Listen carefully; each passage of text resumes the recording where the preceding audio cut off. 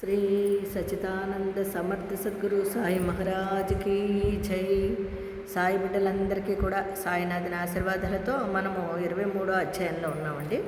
అధ్యాయంలో నిన్న యోగా ఉల్లిపాయ గురించి తెలుసుకున్నాము. శ్యామ పాము కాటు వరకు వచ్చాం. మరి ఆ పాము కాటు నుంచి కొంతసేపటి తర్వాత బాబా గారు శాంతించారు. ఆయనకు కోపం వచ్చింది. ఆ విషం మీద విషాన్ని దించడానికి, దాన్ని తొలగించడానికి బాబా గారు చేసింది ఏంటంటే తిట్టారు. బాగా తిట్టి నువ్వు పో, వెడలిపో అన్నారండి. దాన్ని చూసి శ్యామగారు ఏమనుకున్నారు, అయ్యబాబు నన్ను బాబా దగ్గరికి వస్తే నిన్ను బాబానే కాదంటున్నాడు తండ్రి, ఇంకా నన్ను ఎవరు ఆదుకుంటారని భయపడ్డాడు. కానీ అది విషము తొలగించడానికి బాబా గారు చేసిన ప్రయోగం. అయితే అప్పుడు బాబా శాంతించారు. శ్యామ దగ్గరికి పోయి కూర్చుని ఇట్లా అన్నారు. ఆయన దగ్గరికి పోయి కూర్చుని, బాబా భయపడవద్దు, ఏమాత్రమూ చింతించకు. ఆయనకి ధైర్యం చెప్పారు, ఏమాత్రము చింతించకు, నువ్వు భయపడద్దు, ఈ దయామయుడైన ఫకీరు నిన్ను తప్పక రక్షించగలడు. చూడండి, నేనున్నాను కదా, నీకెందుకు భయము? నేనుండగా నువ్వెందుకు భయపడతావు? ఈ ఫకీరు నిన్ను రక్షిస్తాడు. అయితే ఇంటికి పోయి ఊరక కూర్చుండుము, బయటకి పోవద్దు, నా యందు విశ్వాసముంచుము, భయపడకము, ఆందోళన పడవద్దు. ఇట్లని శ్యామను ఇంటికి పంపివేశాను. ఏమన్నారు, నువ్వు వెళ్ళు, ఊరకనే కూర్చో, ఏ పని ఏమి చేయకు, ఆందోళన పడకు, భయపడని అవసరం లేదు. ఇంటికి పోయి వెంటనే బాబా తాత్య పాటిల్ను, కాకాసాహెబ్ దీక్షితును అతని వద్దకు పంపి, బాబా గారు ఏం చేశారంటే శ్యామను ఇంటికి పంపించేసి వెంటనే కూడా తాత్య పాటిల్ను కాకాసాహెబ్ గారిని కూడా ఆయన వెంట పంపించారండి. శ్యామ గారి వెంట పంపించి గృహంలోనే తిరగవచ్చుననియు, కానీ పండుకొనకూడదని సలహా ప్రకారం నడుచుకోమని నేను. ఈ పాము కరిచిన తర్వాత విషము తొలగుతుంది, నిద్రపోకూడదంటండి. నిద్రపోకూడదు, నువ్వు రాత్రికి రాత్రి అంతా మేలుకునే ఉండాలి అని చెప్పారండి. చెప్పి పంపించారండి ఇంటికి.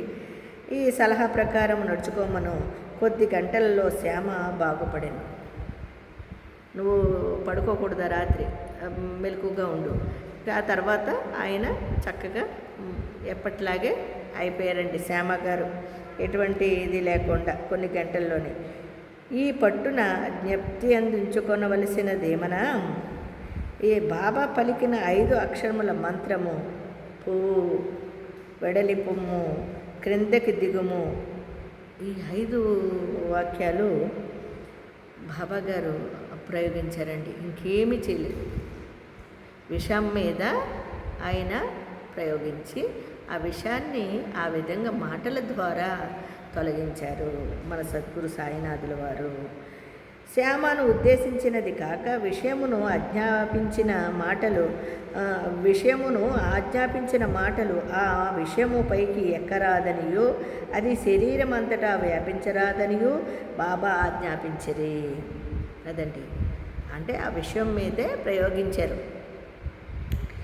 మంత్రములలోని నారీ తేరిన తక్కిన వారి వలె వారే మంత్రమును ఉపయోగించలేదు. మంత్రబియ్యము కానీ తీర్థము కానీ ఉపయోగించనవసరము లేకుండానే శ్యామ జీవితమును రక్షించుటలో వారి పలుకులే అత్యంత శక్తివంతమైనవి. దానికి ఏ మందులు ఏమీ చేయలేదండి, ఏ పసర్లు ఏమీ ఉపయోగించలేదు బాబాగారు. ఆయన ఒక్క వాక్కు మాత్రమే ఉపయోగించారు. మన సద్గురు సాయినాథుల వారంటే ఆషామాషి అండి.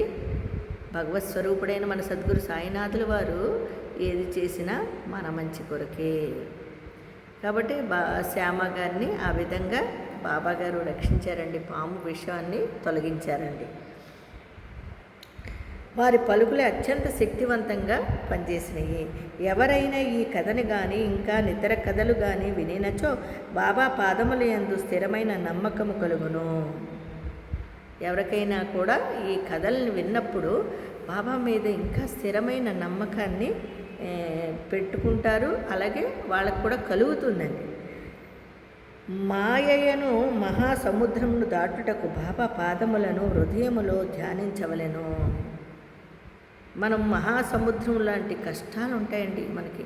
కానీ బాబా యొక్క నామాన్ని జపించుకుంటూ ఉంటే, ఆయన్నే ధ్యానించుకుంటూ ఉంటే మనకి ఆ కష్టాలన్నీ తొలగిపోతాయని చెబుతున్నారండి.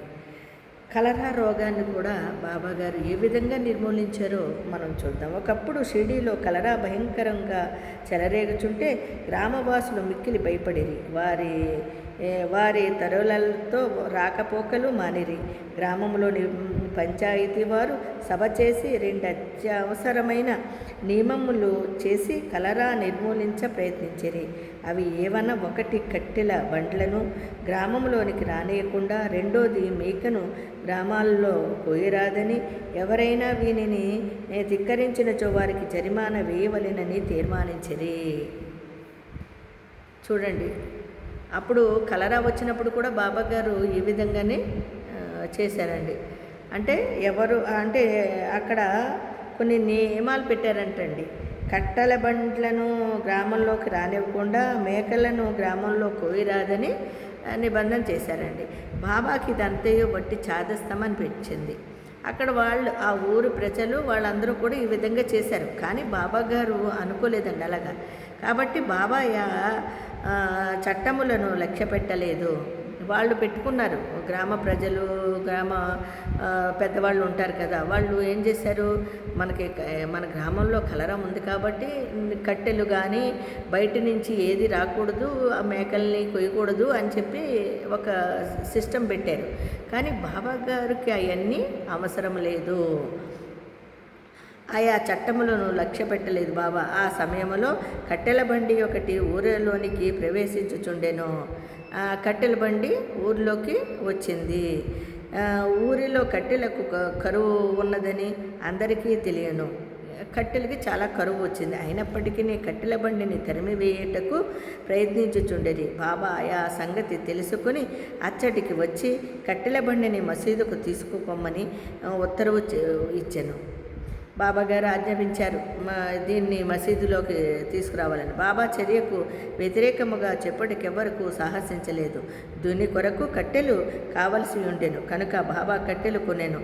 నిత్యాగ్నిహోత్రి వలె బాబా తన జీవితమంతయు దీనిని వెలిగించియే ఉండెను. మనకు తెలుసున్నదే. ఇప్పటికీ ఆయన శరీరం లేకున్నా కూడా బాబాగారు మనకి ఈరోజు కూడా ధ్వని వెలుగుతూనే ఉంది. అందులోనే ఉందండి పరమార్థం. మన యొక్క పాపకర్మలు ఇప్పటికీ ప్రక్షాళన చేస్తూనే ఉన్నాడు ఆయన, మన బాబాగారు. ఆ నిత్య అగ్నిహోత్ర వలె బాబా తన జీవితం ధ్వనిని వెలిగించి ఉంచెను. అందులకై వారికి కట్టెల అవసరం గనుక వాటిని నిల్వ చేయవారు బాబా గృహము అనగా మసీదు ఎప్పుడూ తెరచి ఉండేది. ఎవరైనా పోవచ్చును. దానికి తాళము కానీ చెవి లేదు. కొందరు తమ ఉపయోగము కొరకు కొన్ని కర్రలను తీసుకుని పోవువారు. అందుకు బాబా ఎప్పుడునూ గొణుకువారు కాదు.